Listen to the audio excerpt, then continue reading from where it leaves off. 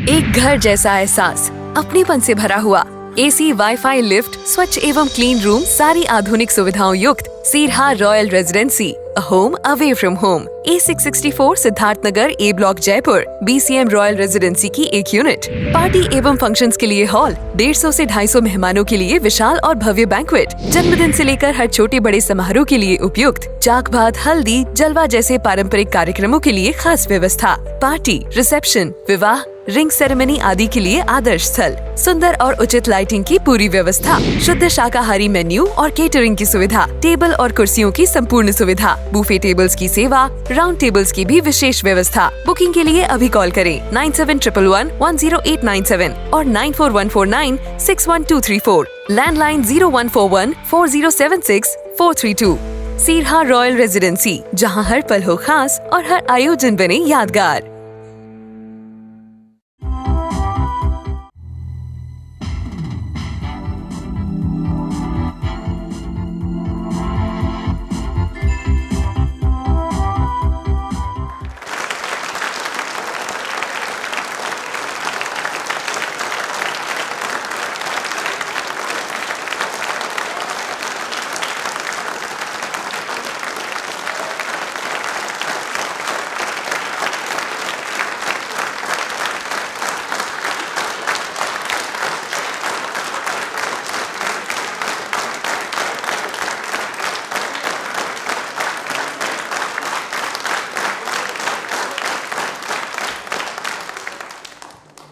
नमस्कार, सत श्री अकाल, आदाब। दूरदर्शन के बेहतरीन कार्यक्रम प्रश्नोत्तरी में मैं अपलव सक्सेना आप सभी का और हमारे करोड़ों दर्शकों का स्वागत करता हूं, अभिनंदन करता हूं। आज बहुत सारे यंगस्टर्स आए हुए हैं, बहुत सारे स्कूल के बच्चे भी आए हुए हैं और इसी से मुझे एक बात याद आती है। जब मैं छोटा था, और आप सब मुझसे अग्री करेंगे, आप सब तो अभी भी बहुत छोटे हैं, कुछ बड़े भी आए हुए हैं। हमें बचपन में बताया जाता था कि इतना काम करो कि नाम हो जाए। कहा जाता है ना, अभी भी बहुत आप सुनते होंगे, बहुत सारे काम करो, अच्छे काम करो, आपका नाम हो जाए। लेकिन इतना काम करने के बाद, इतने नाम होने के बाद में अगर आपके नाम से काम हो जाएं तो क्या बात है ना? आपके नाम से काम होने लगे तो क्या बात। और ऐसी ही शख्सियत भारत में अनेकों हुई, उनमें से एक शख्सियत को आज हम याद कर रहे हैं। उनके लिए हम तालियां जोरों से शोरों से बजाएंगे। जी हाँ, मैं बात कर रहा हूं डॉक्टर बाबा साहेब भीमराव अंबेडकर की। तालियां इनके लिए जोरों से, दिल से बजाएंगे।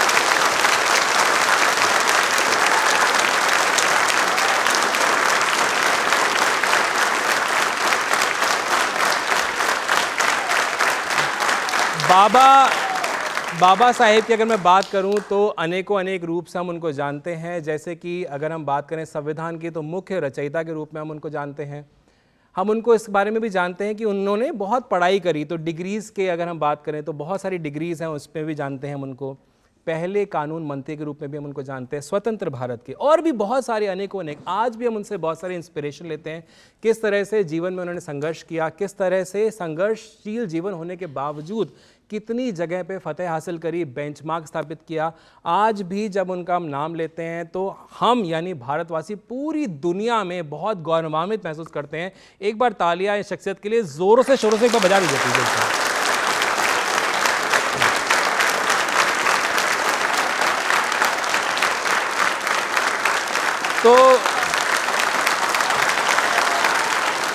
तो चलिए शुरुआत करते हैं प्रश्नोत्तरी कार्यक्रम की। यहाँ से आएंगे सवाल, आपको देने हैं जवाब। आप अपना हाथ खड़ा करेंगे, जवाब देंगे, सही जवाब आपको पुरस्कार, गलत जवाब भगवान आपका भला करे। ठीक है, चले, तैयार है आप लोग? इतने सारे 200 लोग आए हुए, आवाज आनी चाहिए। तैयार है आप लोग? चलिए फिर मेरे पहले सवाल की तरफ बढ़ते हैं। ध्यान से सवाल सुनिएगा, उसके बाद ही अपना जवाब दीजिएगा। आपको मुझे बताना है कि बाबा साहेब डॉक्टर भीमराव अंबेडकर, इनको लेकर के डॉक्टर अंबेडकर नगर, एक नगर है डॉक्टर अंबेडकर नगर, इस नगर को इससे पहले डॉक्टर अंबेडकर जो नाम दिया गया, इससे पहले इसे क्या कहा जाता था? किस नगर के नाम से जाना जाता था? किस जगह के नाम से जाना जाता था? आपको मुझे वो नाम बताना है। डॉक्टर अंबेडकर नगर अभी नाम है, अभी हम जानते हैं, लेकिन उससे पहले किस नाम से इसको जाना जाता था? कॉन्फिडेंस है यहाँ, तो ताली बजाने आए आप? पूरे ग्रुप में किसी का हाथ खड़ा हुआ नहीं है, पीछे से ले लेते हैं। हाँ जी, बताइए। महू के नाम से जाना जाता था। महू के नाम से जाना जाता था। आपका नाम क्या है? साक्षी अस्ताने। सही जवाब है इनका। इधर तो पूछना ही बेकार, पता ही नहीं है। इधर पता है सही जवाब है? तो तालियां जोरों से बजा दीजिए साक्षी के लिए। क्या बात है।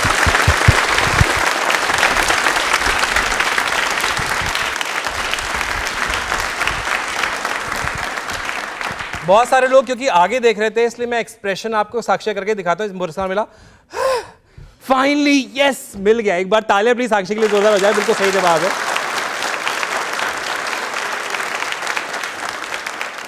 बिल्कुल सही जवाब है। मेरा सवाल था डॉक्टर अंबेडकर नगर किस नाम से जाना जाता था? आपने सही जवाब दिया, महू नाम से जाना जाता था ये। और ये इंदौर जो हमारा शहर है उसके अंदर आता है और एक बहुत महत्वपूर्ण सैन्य छावनी भी है। ये जो नगर है ये बहुत महत्वपूर्ण सैन्य छावनी भी है। ताली एक बार जोरदार हो जाए इसके लिए।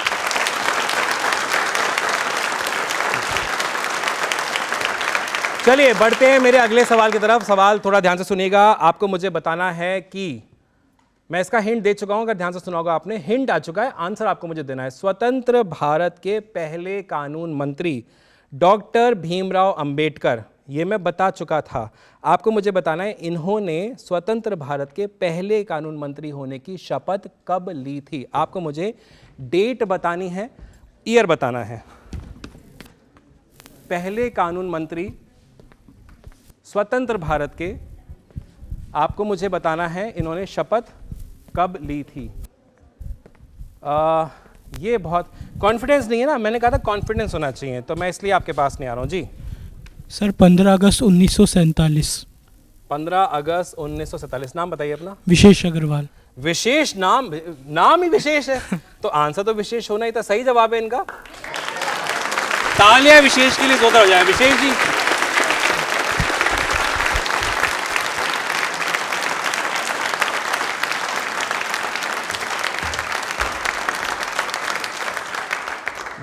बच्चे मन के सच्चे, ये बात आप मैंने क्यों बोली? आंसर मिल चुका है, उम्मीद की किरण नहीं छोड़नी। हाथ तभी भी खड़ा हुआ है, तालियां बजाने के लिए नहीं खड़ा हुआ है कि शायद अब मौका मिल जाए। बट एक बार इनके लिए तालियां विशेष के लिए जोरदार वाली मिलती है। जी हाँ, बिल्कुल सही जवाब है आपका। भारत के जो स्वतंत्र भारत के पहले कानून मंत्री, इसके बारे में मैंने जिक्र भी किया था, डॉक्टर भीमराव अंबेडकर। आपने पहले कानून मंत्री की शपथ जो है वो ली थी 15 अगस्त 1947, 15 अगस्त 1947। जी हाँ, बिल्कुल सही जवाब है। अब शपथ ले ली, कानून मंत्री बन गए और भी बहुत सारी चीज़ें इन्होंने अपने जीवन काल में करी। इसके बारे में वर्णन मैं तो करूंगा ही, लेकिन मुझसे भी एक बहुत ही अच्छी, एक बहुत डायनेमिक पर्सनालिटी यहाँ पर आई हुई है। उनसे इनके जीवन के बारे में, इनके व्यक्तित्व के बारे में बात करेंगे, जानेंगे। आपकी जोरदार तालियों के बीच में मैं रिक्वेस्ट करना चाहता हूं, गुजारिश करना चाहता हूं, भागचंद मीणा जी, आप अध्यक्ष हैं अरावली फाउंडेशन। एक बार तालियां भागचंद जी के लिए जोरदार वाली होनी चाहिए।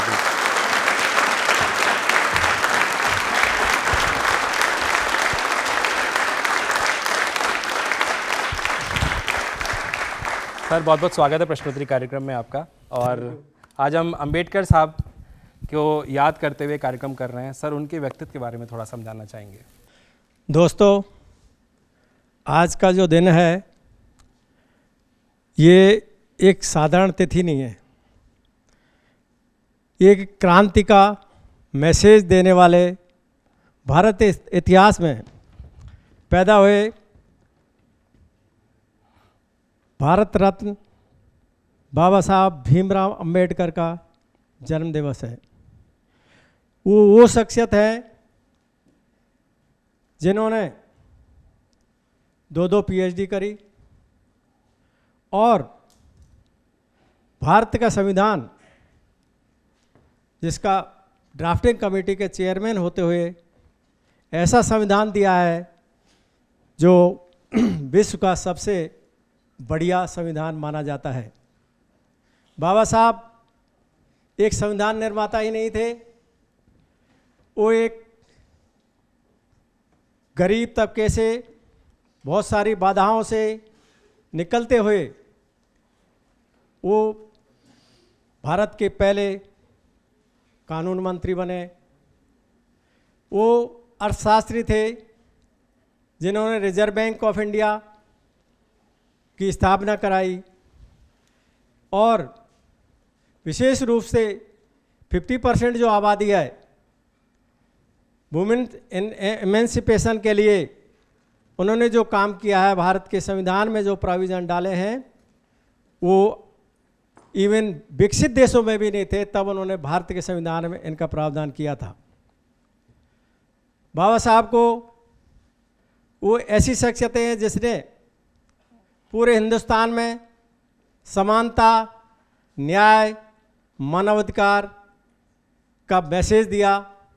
और आज हम ये देखते हैं, हमें सोचना है कि क्या हम भारत को बाबा साहब के सपनों का जैसा भारत बना चुके हैं या नहीं। यदि नहीं तो समय है उठकर खड़े होकर हमें इस बात पर ध्यान देना है कि हमें एक समानतामूलक, जाति विहीन और सब नागरिकों को सामाजिक, आर्थिक और राजनीतिक अधिकार बराबर से मिले, इसकी स्थापना हो। ऐसे हिंदुस्तान की कल्पना, तभी हमारा देश एक विकसित राष्ट्र बन सकता है। जय हिंद, जय भीम, जय जौहार।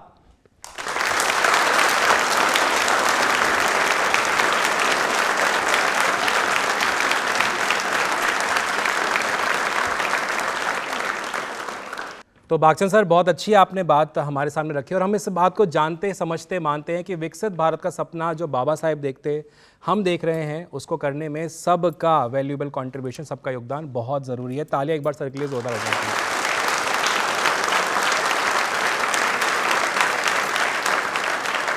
चलिए बढ़ते मेरे अगले सवाल की तरफ। मेरा जो अगला सवाल आ रहा है वो आ रहा है ये, आपको मुझे बताना है कि बाबा साहेब का समाधि स्थल चैत्य भूमि जो मुंबई में स्थित है, उसे किस वर्ष में बनाया गया था। मैंने आपको नाम बता दिया है, बनाया कब गया था, बनाया कब गया था, आपको बताना है, ईयर बताना है, किस वर्ष में बनाया गया था समाधि स्थल।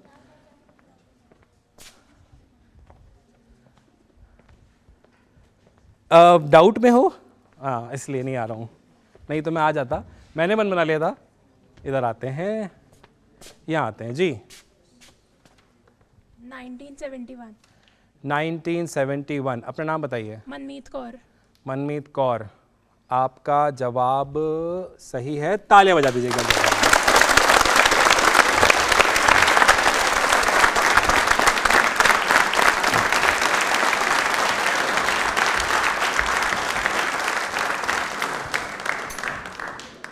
हालांकि एग्जैक्ट कहावत तो नहीं है, लेकिन ऐसा कहा जाता है, सिमिलर टू दैट है। दाने दाने पे लिखा है खाने वाले का नाम। मैं यहाँ आते आते वहाँ मुड़ गया क्योंकि ये मोहतरमा ने हाथ ऐसे करके ऐसे कर लिया था, बट कोई बात नहीं। मनमीत बिल्कुल सही जवाब है। तालियां मनमीत के लिए जोरदार हो जाएं।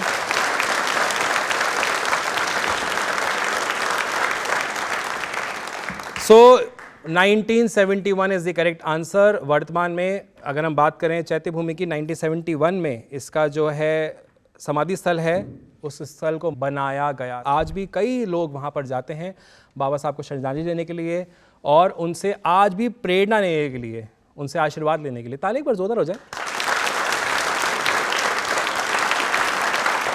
चलिए बढ़ते हैं अब एक रोचक सवाल की तरफ। रोचक क्योंकि बहुत एक मैं थोड़ा सा फिल्म से जुड़ा हुआ, एक मूवी जुड़ा हुआ सवाल पूछने वाला हूँ। रोचक मैंने इसलिए ऐड किया, सारे सवाल रोचक हैं। मूवीज लेकिन कितने लोग देखते हैं? बाकी लोग कंचे खेलते हैं, नहीं कुछ और। अच्छा, दूरदर्शन देखते हैं? दूरदर्शन देखते हैं? कितने लोग दूरदर्शन देखते हैं, सच्ची बताना। हाँ देखते हैं, ऐसे नहीं तालियां बजा दो भाई दूरदर्शन की टीम के लिए भी, ऐसी बात नहीं है। बहुत सारे लोग आज दूरदर्शन देखते हैं, घर घरों में देखा जाता है।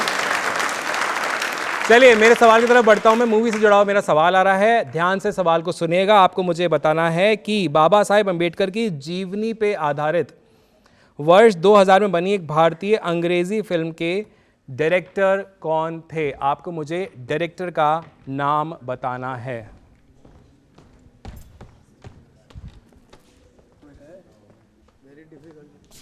मुझे देना आंसर? अरे ये मुझे मिलने वाला है। कोई भी जवाब देना चाहेगा इसका? नहीं। चलिए तो ये मेरे घर पे जाएगा आज, बट मैं आपको इसका जवाब मैं दे देता हूं। डिफिकल्ट क्वेश्चन, भागचंद सर ने बिल्कुल सही बोला। मूवी है, 2000 की मूवी है, और मैंने इस सवाल में थोड़ा ट्विस्ट डाला। मूवी शायद आप बता पाते, लेकिन मैंने आपसे पूछा कि इसको डायरेक्ट किसने किया था, डायरेक्टर का नाम मैं आपको बताया था। डायरेक्टर का नाम है जब्बार पटेल। ठीक है, डायरेक्टर का नाम है जब्बार पटेल। तो ये नाम है, ताली एक बार हो जाए।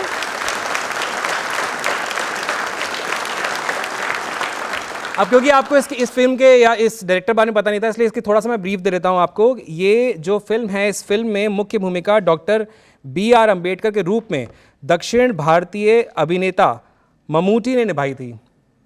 जो अभिनेता हैं ममूटी, उन्होंने किरदार निभाया था बाबा साहेब का, और इसे राष्ट्रीय फिल्म पुरस्कार से भी सम्मानित किया गया है। क्या बात है, ताली एक बार जोरदार हो जाए इसके लिए। तो अब समय हो चुका है विराम का, मिलते हैं एक छोटे से ब्रेक के बाद। एक घर जैसा एहसास, अपनेपन से भरा हुआ, AC, वाईफाई, लिफ्ट, स्वच्छ एवं क्लीन रूम, सारी आधुनिक सुविधाओं युक्त सीरहा Royal Residency, a home away from home. A664 Siddharth Nagar, A block, Jaipur. BCM Royal Residency की एक यूनिट। पार्टी एवं फंक्शंस के लिए हॉल, 150 से 250 मेहमानों के लिए विशाल और भव्य बैंक्वेट, जन्मदिन से लेकर हर छोटे बड़े समारोह के लिए उपयुक्त, जाक भात, हल्दी, जलवा जैसे पारंपरिक कार्यक्रमों के लिए खास व्यवस्था, पार्टी, रिसेप्शन, विवाह, रिंग सेरेमनी आदि के लिए आदर्श स्थल, सुंदर और उचित लाइटिंग की पूरी व्यवस्था, शुद्ध शाकाहारी मेन्यू और केटरिंग की सुविधा, टेबल और कुर्सियों की संपूर्ण सुविधा, बूफे टेबल्स की सेवा, राउंड टेबल्स की भी विशेष व्यवस्था। बुकिंग के लिए अभी कॉल करें 9711110897 और 9414961234, लैंडलाइन 01414076 सीरहा रॉयल रेजिडेंसी, जहां हर पल हो खास और हर आयोजन बने यादगार। तो विराम के बाद आप सभी का स्वागत है। एक बार तालियां जोरदार हो जाएं। हम सब इस बारे में जानते हैं, हम पढ़ते भी हैं, मानते भी हैं, हमने बहुत पढ़ा है, हमने बहुत सीखा है। बाबा साहेब महिलाओं को लेकर के भी बहुत उन्होंने काम किए हैं, उनको सर्वोपरि रखना, उनके बारे में सोचना, उनके लिए कार्य करना, ये बहुत किया है। इसके बारे में मैं आपको बताने वाला नहीं हूं। अब मैं एक और पर्सनालिटी उनको यहाँ इनवाइट करने वाला हूं। आप रिटायर्ड IAS ऑफिसर हैं, JP मीणा जी, अध्यक्ष हैं आदिवासी प्रगतिशील संगठन के। तालियां एक बार प्लीज जोरदार हो जाए।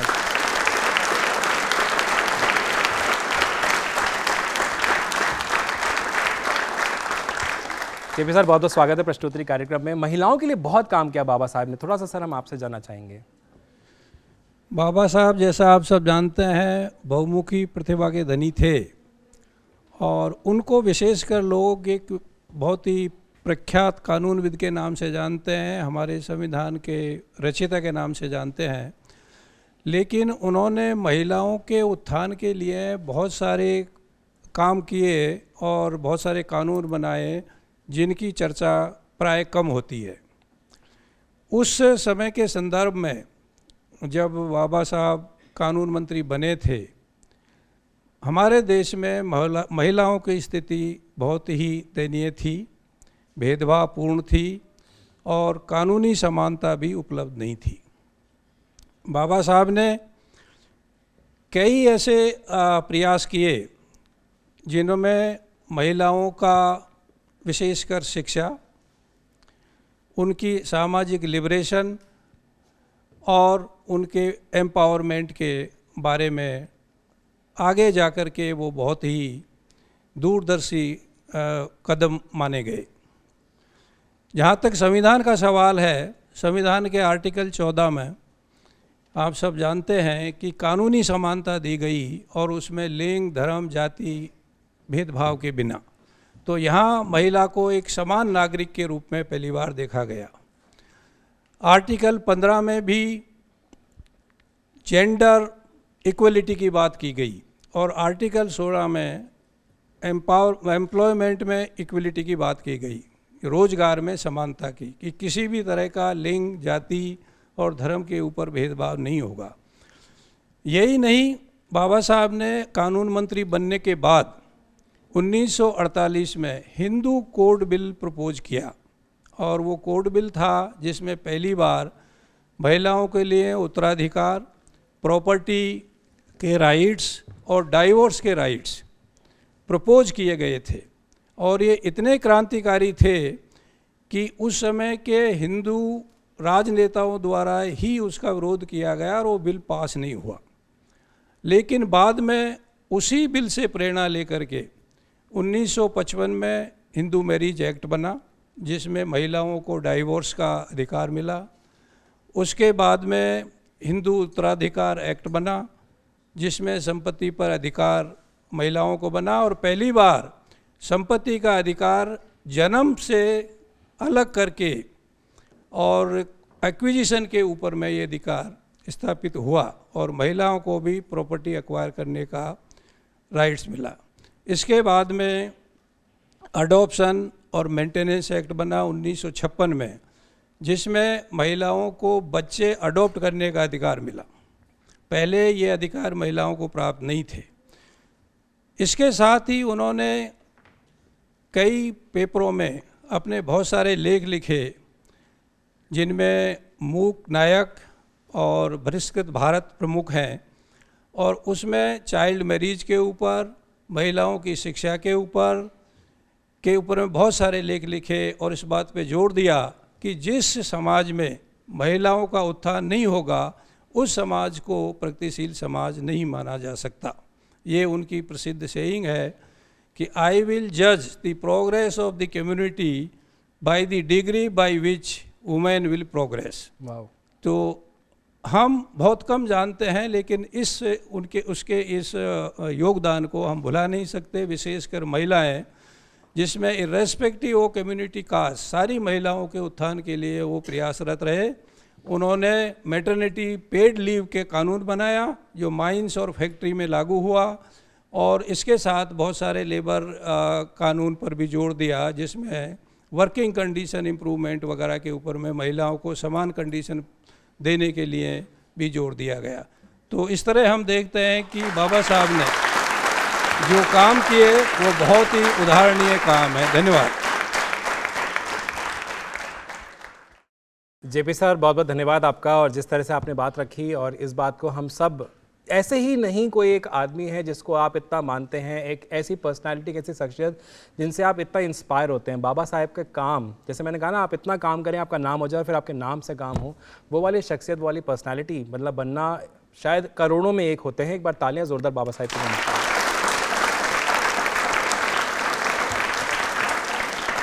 चलिए बढ़ते हैं मेरे अगले सवाल की तरफ। मिलता जुलता आ रहा है, लेख की बात अभी सर ने करी, मैं कुछ लेख से जुड़ा हुआ ही सवाल पूछने वाला हूं आपसे। आपको मुझे बताना है बाबा साहेब द्वारा पहली प्रकाशित पुस्तक का नाम, अगर आप मुझे बता देंगे, और अगर आप मुझे बता देंगे किस वर्ष में प्रकाशित हुई, तो मैं आपको ये अवार्ड जो मेरे पास ही रखा हुआ है दे दूंगा। नाम बताना है पुस्तक का, वर्ष बताना है।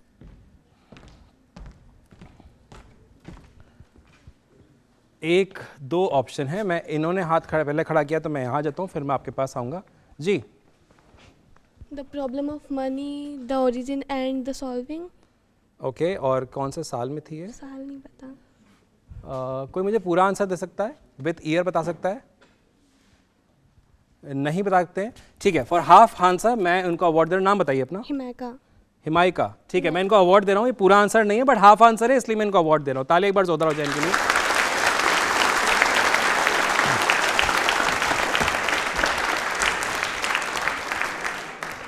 जी हाँ, आपका मेरा जो सवाल था उसका हाफ आंसर आपने सही दिया है mica. The problem of the rupee, its origin and its solution.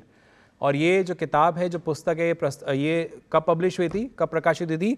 Year 1923, 1923 में।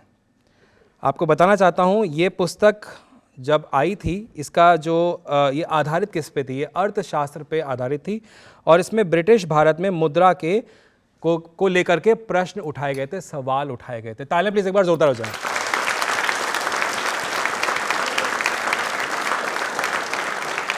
चलिए बढ़ते हैं मेरे अगले सवाल की तरफ। ध्यान से सुनिएगा कि मुझे लग रहा है कि आप पढ़ के आए हैं लेकिन थोड़ा कंफ्यूज हो जाते हैं। मैं सवाल आराम से पूछूंगा, धैर्य से आराम से हमें सुनना है, उसके बाद जवाब देना है। आपको मुझे ये बताना है बाबा साहेब ने अपने जीवन में, जो उनका जीवन काल था, उसमें किस धर्म से वो प्रभावित हुए थे और उन्होंने इस धर्म को अपनाया भी था।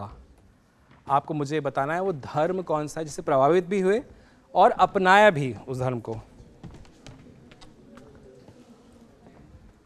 अरे ये एक साथ, चलो मैं यहाँ से पूछ लेता हूँ। अपने आप ही खड़ी हो रही है। हाँ, मैं अच्छा ठीक है, हो जाओ, खड़े होके जवाब देंगे। हाँ। बुद्धिज्म। दोबारा बोलो। बुद्धिस्ट। बुद्धिज्म। अपना नाम बताइए। सिद्धि राठौर। खुद का नाम भूल गई है। कुछ सिद्धि करके है। ताले एक बार जोरदार हो जाए इनके लिए।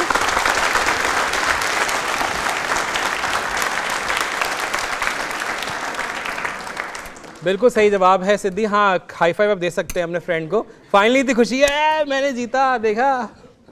नहीं, आप दे सकते हैं, लेकिन इनके लिए एक बार तालियां जोरदार हो जाए। बहुत इनोसेंटली इन्होंने जवाब दिया।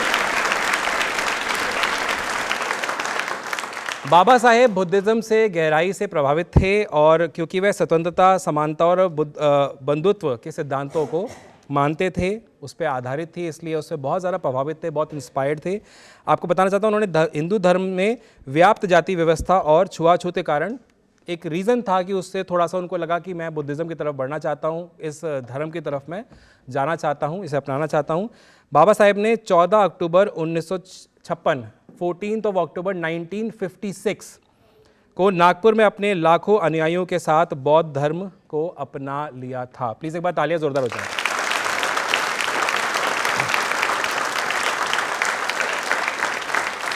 चलिए बढ़ते मेरे अगले सवाल की तरफ। मेरा अगला सवाल जो है वो है, डॉक्टर बाबा साहेब अंबेडकर की आत्मकथा का नाम क्या है? आत्मकथा का नाम आपको बताना है। क्या नाम है बताइए आत्मकथा का। ये जो ठंडा हो गया, बोले एक जीत लिया हमने, बहुत है। बीच में मैं नहीं आया हूं, नहीं आया हूं ना, या आ चुका हूं? नहीं, आ जाओ भाई। किससे पूछूं मैं? कौन जवाब देना चाहेगा? मैं तो जवाब, चलिए मैं इनसे पूछ लेता हूँ जी। किताब डायरी वायरी लेके बैठे हुए हैं जी। Thank you so much sir. Sir waiting for a visa, और इसके थ्रू उन्होंने हमें बहुत सारी इंस्पिरेशन बताई है, मतलब हमें मिली है उनकी इन बुक के थ्रू। ओके, आपका नाम बताइए। कौशल शर्मा। कौशल, बहुत कौशल है इनके अंदर। एक बार जोरदार हो जाए। कांग्रेचुलेशन।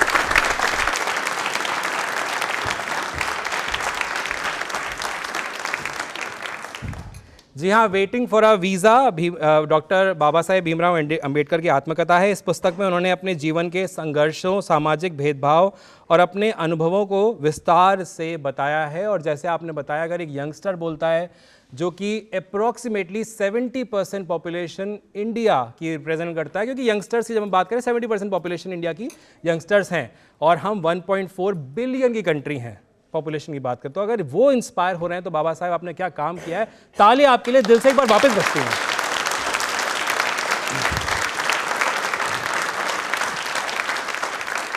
अब काम की जब बात हुई है, बाबा साहेब की जब बात हुई है, तो बाबा साहेब के बारे में और जानने के लिए, उनके व्यक्तित्व के बारे में और जानने के लिए मैं गुजारिश करना चाहता हूं गजानन मीणा जी से। आप IRS रिटायर्ड है, एक बार तालियां जोरदार हो जाएं गजानन जी के लिए।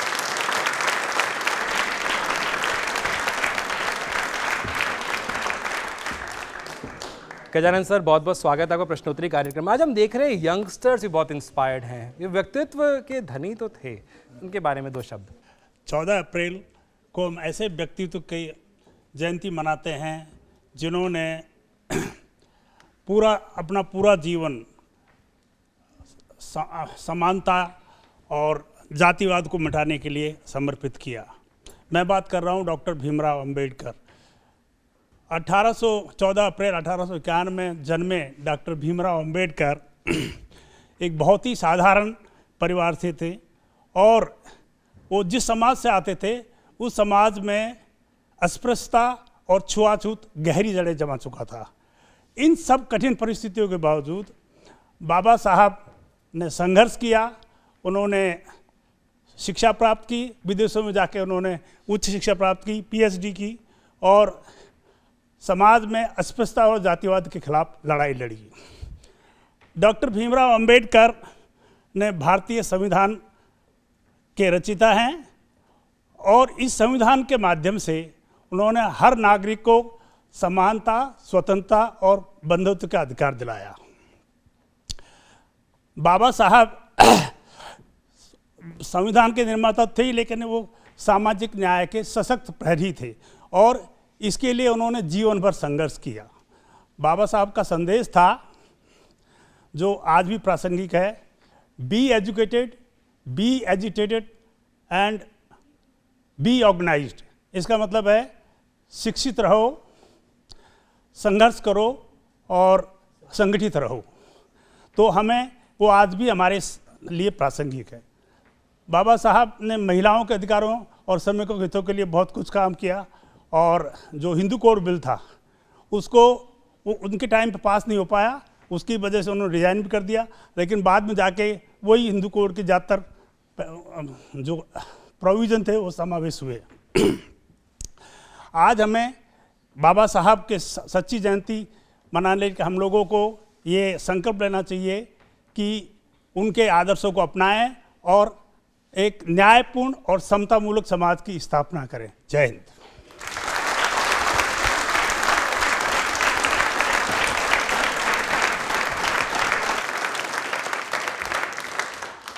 धन्यवाद गजानन सर अपनी बात को रखने के लिए। और बिल्कुल ये बात ज़रूरी है कि हम सच को अपनाएं और सबको संगठित होकर के अगर हम चलेंगे, 1.4 बिलियन लोग अगर अपनी ताकत झोंकेंगे तो भारत विकसित देश ज़रूर बनेगा। बाबा साहेब का जो सपना है वो ज़रूर साकार होगा। एक बार तालियां ज़ोरदार हो जाए इस बात पर। अच्छा, एक पूना पैक्ट करके, पूना अग्रीमेंट, पूना पैक्ट करके एक पैक्ट हुआ था, एक अग्रीमेंट हुआ था, उससे जुड़ा हुआ मेरा सवाल आ रहा है। अगला ध्यान से सुनेगा। आपको मुझे बताना है कि पूना पैक्ट कब हुआ था, मतलब आपको मुझे डेट बताना है, ईयर बताना है, और ये दो महान शख्सियतों के बीच में हुआ था। तो वो दो महान व्यक्तित्व, शख्सियत कौन थे, और आपको मुझे डेट बतानी है।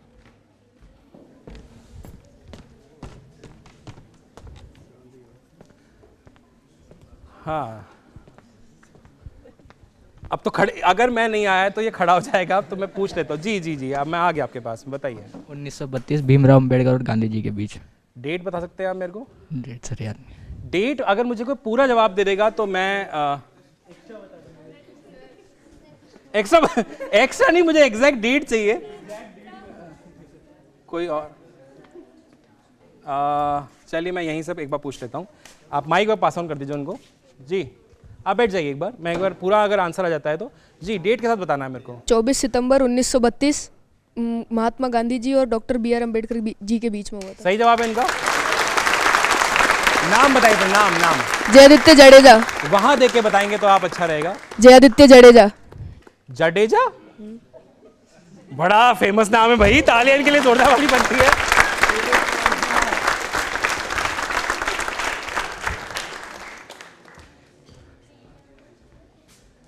देखिए आपका answer to a certain extent सही था, ऐसा नहीं कि गलत था, लेकिन पूरा नहीं था। और प्रश्नोत्तरी कार्यक्रम जो है वो एक ऐसा कार्यक्रम है जिसको बहुत सारे एस्पिरेंट्स भी देखते हैं, जो गवर्नमेंट एग्जाम, कॉम्पिटिटिव एग्जाम्स देते हैं।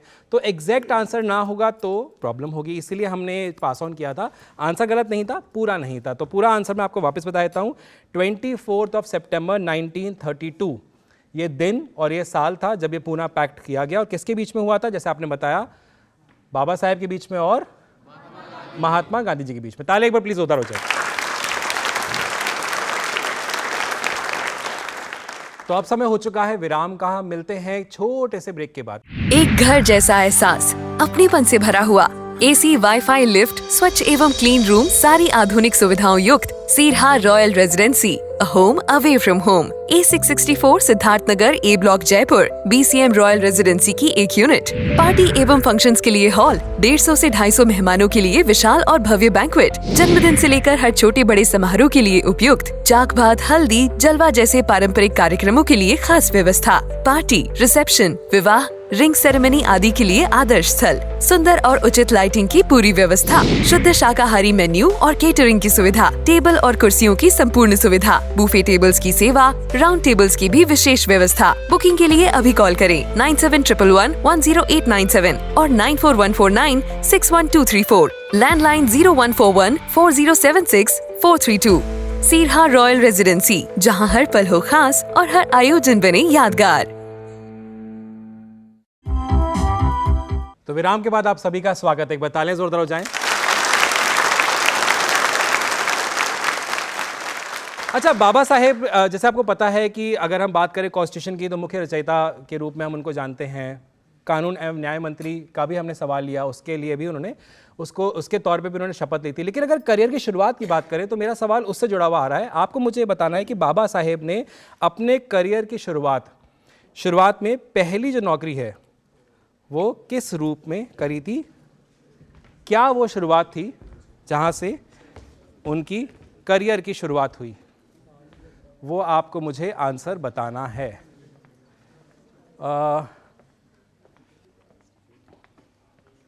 यहाँ से ले लेता हूँ, यहाँ से तो आया ही नहीं है ना मैं, लीजिए।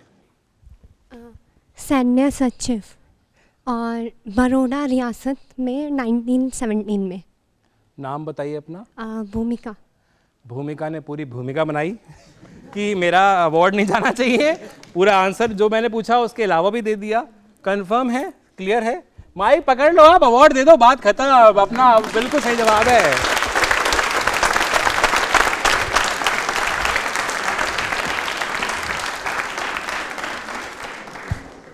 अच्छा भूमिका, इतनी शिवर क्यों करी? शिवर मतलब इन्होंने माइक कैसे दिया है मुझे?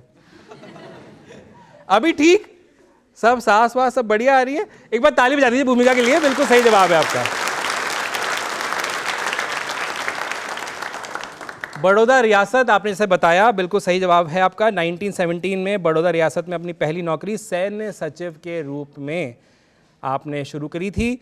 उन्हें यहाँ उनको कई सामाजिक कठिनाइयों का सामना भी करना पड़ा था और उसके बाद भी क्या उन्होंने अचीव अपने ज़िंदगी में किया, ये हमें क्या सिखाता है कि कठिनाइयाँ अगर जीवन में आएंगी तो आपको उससे डरना नहीं है, लड़ना है, आगे बढ़ना है और अपना ही नहीं बल्कि अपने देश का नाम, अपने देश का गौरव आगे रखना है। तालियां प्लीज एक बार जोरदार हो जाए।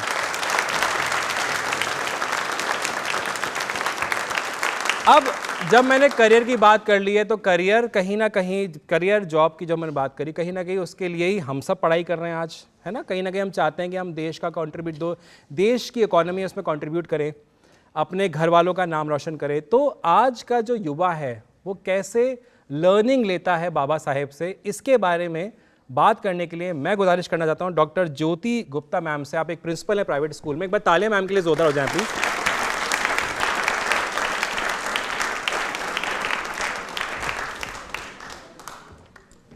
ज्योति मैम, बहुत बहुत स्वागत है आपका प्रश्नोत्तरी कार्यक्रम में। बहुत सारे यंगस्टर्स आए हुए और बहुत करोड़ों लोग इस प्रोग्राम को देखते भी हैं। आज का युवा किस तरह से लर्निंग लेता है और आज की एजुकेशन की अगर हम बात करें तो उसमें देखिए बहुत वैल्यूबल कंट्रीब्यूशन रहा है बाबा साहेब का, लेकिन आपके विचार क्या हैं इस बारे में?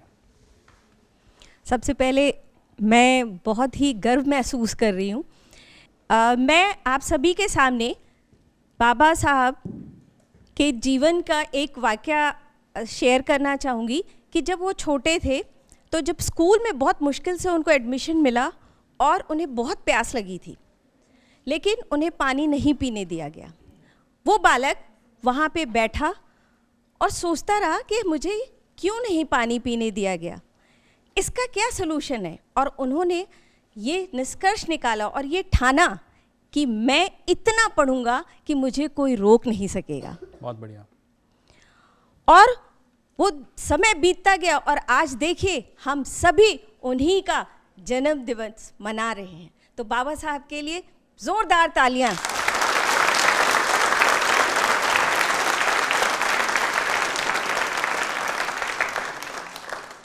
उन्होंने ये सिखाया कि परिस्थितियां चाहे कितनी भी कठिन विषम हो, लेकिन अगर दृढ़ निश्चय और शिक्षा के प्रति लगन हो तो कामयाबी, सफलता जरूर मिलती है।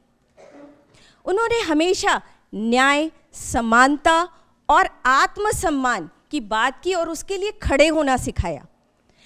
मैं आप सभी से ये बात कहना चाहूँगी कि अगर बाबा साहब की जो बताई गई बातें हैं, अगर वो आप अपने जीवन में अपनाएं तो ना ही ये केवल आपका ही इससे आपका जीवन बेहतर बनेगा, बल्कि समाज और हमारा देश भी बेहतर बनेगा।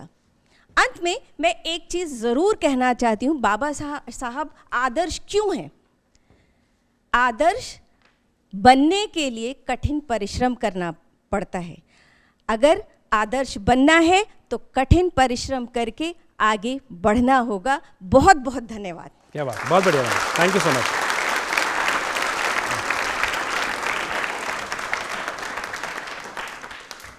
तो ज्योति मैम ने हमें बताया कि आगे बढ़ना है तो उसके लिए कठिन परिश्रम करना होगा और शॉर्टकट से बचना होगा। आई थिंक आप ये बोलना चाह रहे थे। और बाबा साहेब से अगर आप सीख लेना चाहते हैं, उनसे कुछ सीखना चाहते हैं, तो इतनी कठिनाइयों के बाद में भी जिस तरह से वो निकल के आए, जिस तरह से उन्होंने देश को सर्वोपरि रखा, देशवासियों को सर्वोपरि रखा, अगर हम उनसे ये सीख लें तो मुझे लगता है कि जो हम विकसित भारत का सपना देख रहे हैं वो बहुत जल्दी हम अटेन करेंगे। प्लीज़ एक बार तालियां जोरदार हो जाएं।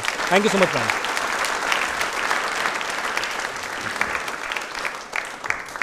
चलिए बढ़ते हैं मेरे अगले सवाल की तरफ। जो मेरा अगला सवाल आ रहा है वो आ रहा है, भारतीय संविधान में मौलिक अधिकारों से संबंधित प्रावधान किन अनुच्छेदों में दिए गए हैं? मौलिक अधिकारों से जो रिलेटेड प्रावधान है वो किन अनुच्छेद में दिए गए हैं?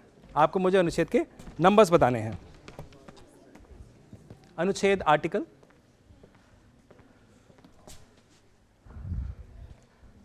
हेलो कैसे हो आप? करीब बाय। यहाँ से हाथ क्या मतलब सब ठीक है? All good? हाथ ही खड़ा नहीं, मैं आता हूँ पीछे की तरफ देखता हूँ, हाथ ही खड़ा हुआ नहीं है। चलिए मैं उस तरफ आता हूँ। आ रहा हूँ मैं देवी, आ रहा हूँ जी, बताइए। 12 to 35। अरे मेरे को आने तो दो, बोले आने से अच्छा खड़े हो जाओ। हाँ आ गया मैं, बताओ। 12 to 35 आर्टिकल। नाम बताइए अपना। पूनम मूलवानी। भगवान को धन्यवाद दे दीजिए पूनम जी, तालियां हो जाए जोरदार वाली।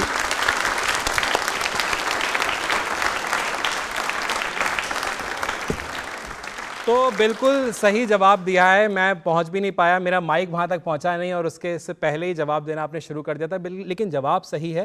मैं बताना चाहता हूं जो अनुच्छेद हैं 12 से 35, 12 to 35 तक मौलिक अधिकारों की बात करी गई है। किसमें? कॉन्स्टिट्यूशन ऑफ इंडिया में, यानी संविधान में। प्लीज एक बार तालियां जोरदार हो जाए। चलिए बढ़ते हैं मेरे अगले सवाल की तरफ। आपको मुझे बताना है कि बाबा साहेब के जन्म स्थान पर बने भव्य स्मारक का क्या नाम है?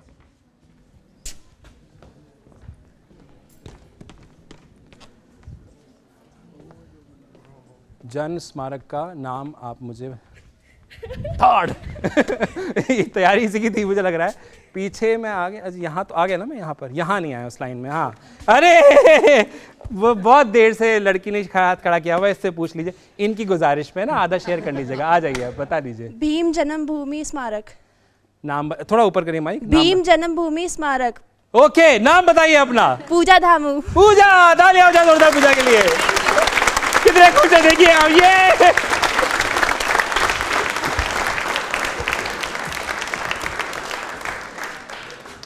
मतलब भाई साहब हमें नहीं आता तो किसी को तो आता है, पास में पड़ोस में ही पूछ लो यार। अब है जी, बड़ा अच्छी बात है। चलिए सबका साथ होना चाहिए, सबका विकास होना चाहिए। ताली प्लीज एक बार जोरदार हो जाए। जी हाँ, भीम जन्मभूमि स्मारक ये नाम है। बाबा साहेब के जन्म स्थान पर स्थित एक प्रमुख स्मारक है। यहाँ पर उनके जीवन, संघर्ष और विचारों से जुड़ी हुई प्रदर्शनी भी लगाई जाती है। आपको बताना चाहता हूँ इस स्थान पे आज भी लाखों लोग जाते हैं उनसे प्रेरणा लेने के लिए, उनके जीवन से बहुत कुछ सीखने के लिए और अपने जीवन में उन सीख को ढालने के लिए भी। प्लीज़ एक बार तालियां जोरदार हो जाएं।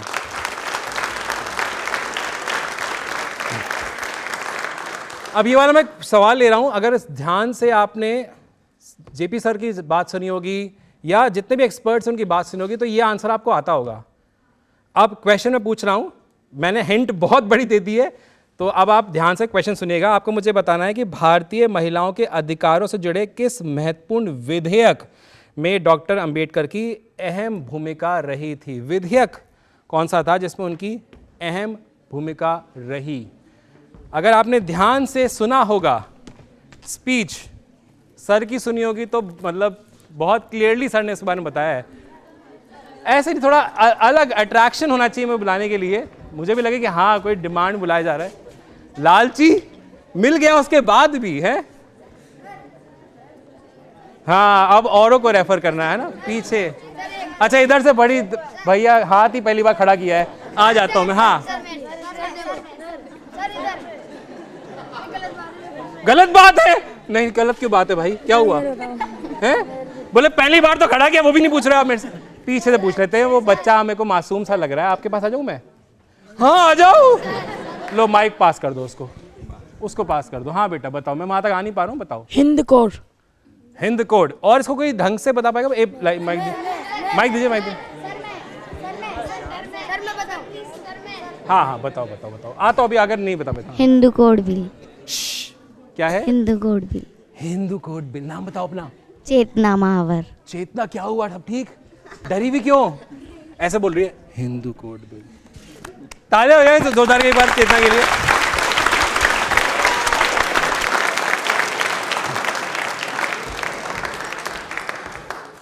हाथ देखिए, पहली बार खड़ा हुआ था, मुझे पता है आप लोग काफी टाइम से हाथ खड़ा कर रहे हैं, लेकिन पहली बार हुआ था तो मुझे लगा जाना चाहिए अभी तक। और बोला भी सर गलत बात है, पहली बार मैंने खड़ा किया, आप अभी आ गए, आपके ग्रुप पे आ गए। देखिए सबसे तो मैं सवाल नहीं पूछ सकता हूं, लेकिन एक बार इस ग्रुप के लिए तालियां प्लीज जोरदार हो जाएं। सर ने अपनी स्पीच में इसका उल्लेख भी किया था और मेरे ख्याल से सर ने भी किया था, तो ये बिल्कुल सही जवाब है। हिंदू कोड बिल, ये जो एक विधेयक है, इसके बारे में ये सवाल था, तो इसका जवाब आप दे चुके हैं। अच्छा चलिए एक और सवाल मैं आपसे पूछ लेता हूँ। ये सवाल बड़ा इंटरेस्टिंग है और ये आप लोगों को बहुत इंस्पिरेशन देने वाला है। आपको मुझे बताना है डॉक्टर भीमराव अंबेडकर ने कितनी शैक्षणिक डिग्रियां प्राप्त करी थी? आप नंबर बता दीजिए मेरे को।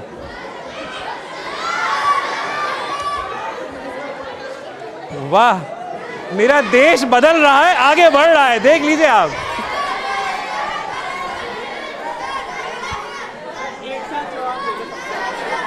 और फिर अवार्ड?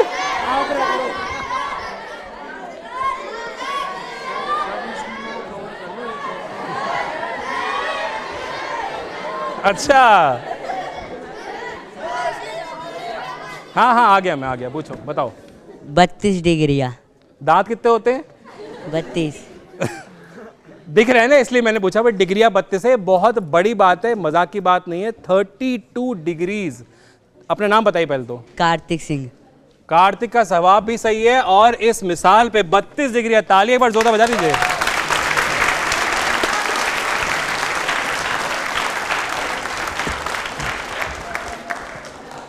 आज हमें अगर 1 डिग्री मिल जाती तो लगता है पता नहीं, हम वो आजकल सेरेमनी में होती है ना, टोपी उछालते हैं, yes I have attend it, है ना, ऐसा होता है, आपने देखा होगा। 32 डिग्री मतलब 1 नहीं, 2 नहीं, 5 नहीं, 10 नहीं, 15 नहीं, 32 डिग्रियां बाबा साहेब ने अपनी जिंदगी में अर्जित करी, प्राप्त करी। इस अचीवमेंट के लिए एक बार तालियां जोरदार बाबा साहेब के लिए जाएं।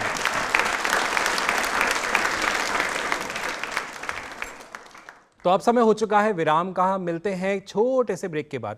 एक घर जैसा एहसास, अपनेपन से भरा हुआ, एसी, वाईफाई, लिफ्ट, स्वच्छ एवं क्लीन रूम, सारी आधुनिक सुविधाओं युक्त सीरहा Royal Residency, a home away from home, A664 Siddharth Nagar, A block, Jaipur. BCM Royal Residency की एक यूनिट। पार्टी एवं फंक्शंस के लिए हॉल, 150 से 250 मेहमानों के लिए विशाल और भव्य बैंक्वेट, जन्मदिन से लेकर हर छोटे बड़े समारोह के लिए उपयुक्त, चाक भात, हल्दी, जलवा जैसे पारंपरिक कार्यक्रमों के लिए खास व्यवस्था, पार्टी, रिसेप्शन, विवाह, रिंग सेरेमनी आदि के लिए आदर्श स्थल, सुंदर और उचित लाइटिंग की पूरी व्यवस्था, शुद्ध शाकाहारी मेन्यू और केटरिंग की सुविधा, टेबल और कुर्सियों की संपूर्ण सुविधा, बूफे टेबल्स की सेवा, राउंड टेबल्स की भी विशेष व्यवस्था। बुकिंग के लिए अभी कॉल करें 9711110897 और 9414961234, लैंडलाइन 01414076 सीरहा रॉयल रेजिडेंसी, जहां हर पल हो खास और हर आयोजन बने यादगार। तो विराम के बाद आप सभी का स्वागत है। एक बार तालियां जोरदार हो जाएं। डॉक्टर अंबेडकर, नेक्स्ट सवाल ले रहा हूं, जल्दी से ले रहा हूं।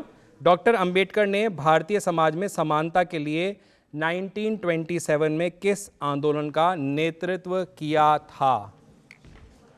आपको मुझे बताना है वो कौन सा आंदोलन था जिसका नेतृत्व किया था बाबा साहेब ने। अच्छा आ जाता हूँ, किसके पास आऊँ? लो हाँ आ जाता हूँ। अरे अब ये पता है हाथ कैसे खड़ा कर रही है? मैं डर रहा हूँ भाई। सर मैं इतनी देर से वेट कर रही हूँ। अब आ गया हाँ। मेरा नाम आर्या राठौर है जी, और आपके सवाल का जवाब महाड सत्याग्रह है। बहुत बहुत धन्यवाद आपका, ये लीजिए। Thank you. बहुत बहुत धन्यवाद।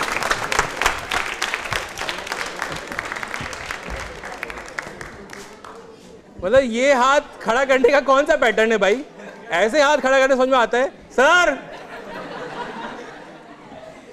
बड़े तालियां जोरदार हो जाए इनके लिए।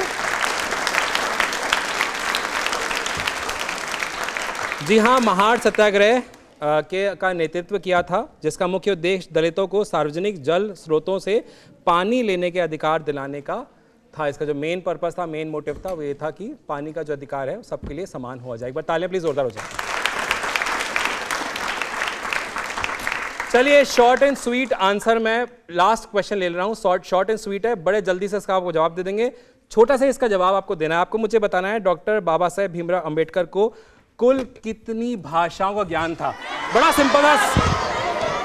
आ गया कहा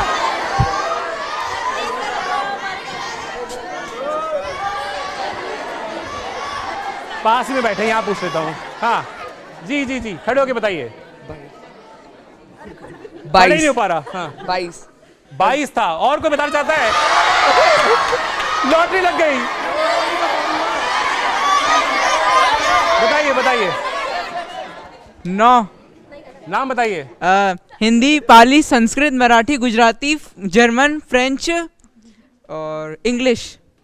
मैंने नाम इनका पूछा, उन्होंने भाषाएं बता दी। कोई बात नहीं, अपना नाम बताइए। साहिल मुरवानी। साहिल सही जवाब है। ताली एक बार साहिल के लिए जोरदार वाली हो जाए।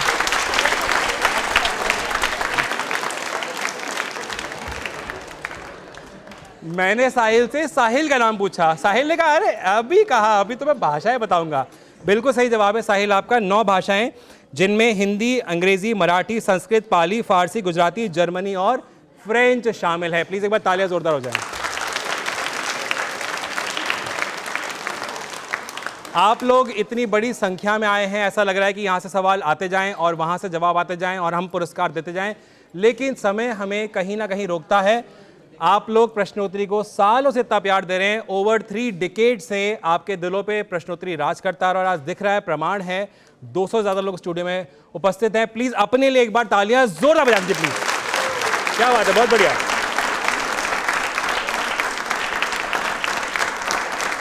तो इस लोकप्रिय कार्यक्रम में अगर आप वापस आना चाहते हैं या आप चाहते हैं कि आप इस कार्यक्रम का हिस्सा बने, तो आप हमसे संपर्क कर सकते हैं सोशल मीडिया के माध्यम से। और हाँ, वेव्स WAVES इस एप्लीकेशन को अपने स्मार्टफोन पे डाउनलोड करना ना भूलिएगा, जिससे कि आप 24/7 हमारे यानी दूरदर्शन कंटेंट का लुत्फ उठा सकते हैं। ऐसे हम अलविदा नहीं कहेंगे।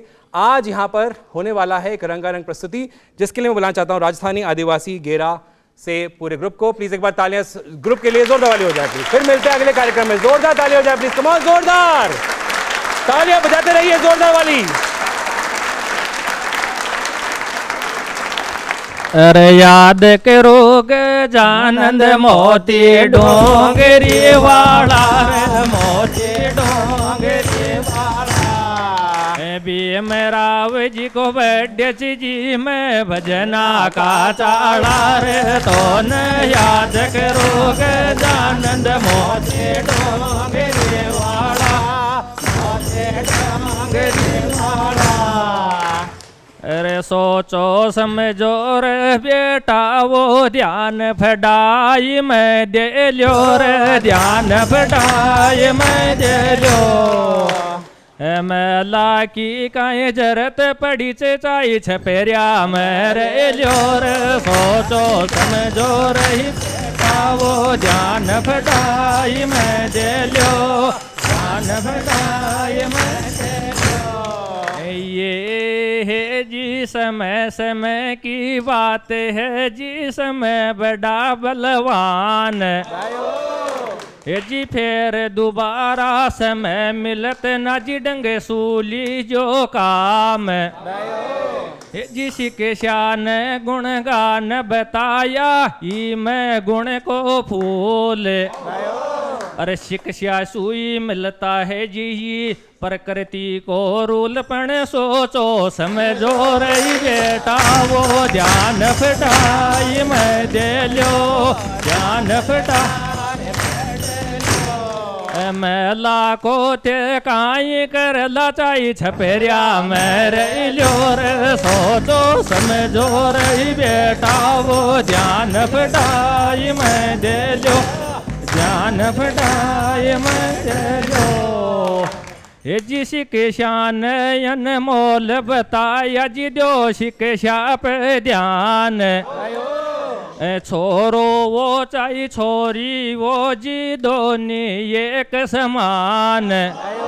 छोरो घर को मान बढ़ाव तो छोरी घर की खानपन फटबा लिखवा सो कट जाचर कालो सात पीढ़ी को कालो पीढ़ी को उमर बर को कर जो चुक जाचे का कर जी को रे फटबा लिखवा सो कट जाच कालो सात पीढ़ी को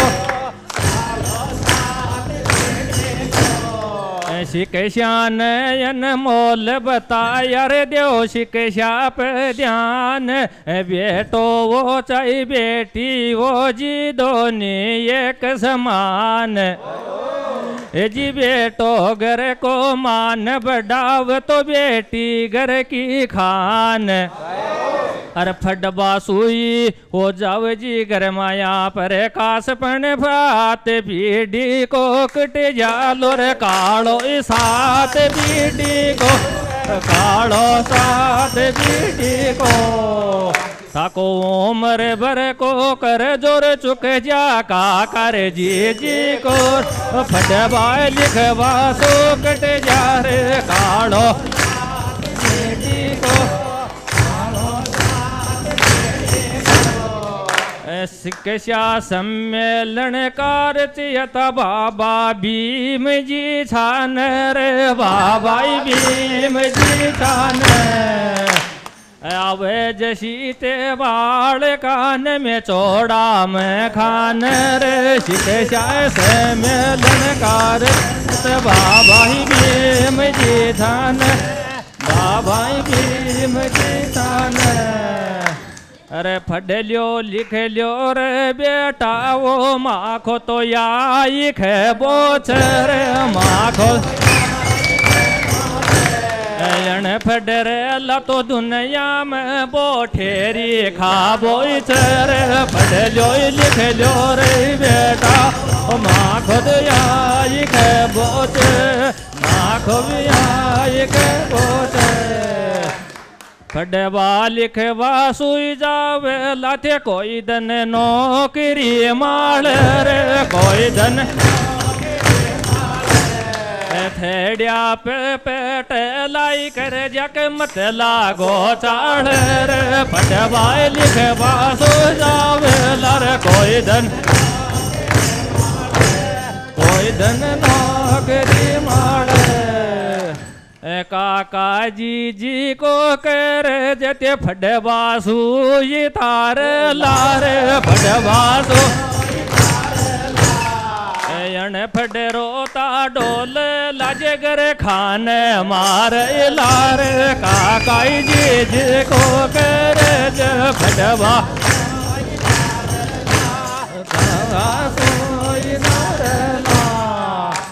था माई कलेक्टर बन लार था मैं डॉक्टर छर था मैं डॉक्टर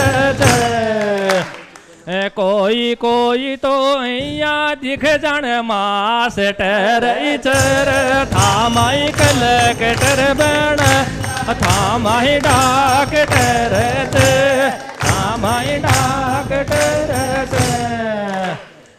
फटबा लिखबा सुइए जाचर सारो ज्ञान दुनिया को रे सारो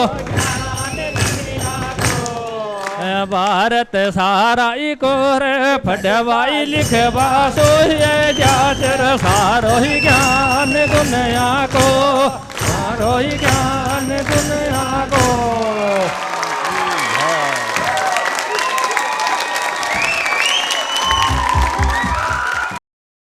एक घर जैसा एहसास, अपनेपन से भरा हुआ, एसी, वाईफाई, लिफ्ट, स्वच्छ एवं क्लीन रूम, सारी आधुनिक सुविधाओं युक्त सीरहा Royal Residency, a home away from home, A664 Siddharth Nagar, A block Jaipur, BCM Royal Residency की एक यूनिट। पार्टी एवं फंक्शंस के लिए हॉल, 150 से 250 मेहमानों के लिए विशाल और भव्य बैंक्वेट, जन्मदिन से लेकर हर छोटे बड़े समारोह के लिए उपयुक्त, चाक भात, हल्दी, जलवा जैसे पारंपरिक कार्यक्रमों के लिए खास व्यवस्था, पार्टी, रिसेप्शन, विवाह, रिंग सेरेमनी आदि के लिए आदर्श स्थल, सुंदर और उचित लाइटिंग की पूरी व्यवस्था, शुद्ध शाकाहारी मेन्यू और केटरिंग की सुविधा, टेबल और कुर्सियों की संपूर्ण सुविधा, बुफे टेबल्स की सेवा, राउंड टेबल्स की भी विशेष व्यवस्था। बुकिंग के लिए अभी कॉल करें 9711110897 और 9414961234, लैंडलाइन 01414076 432।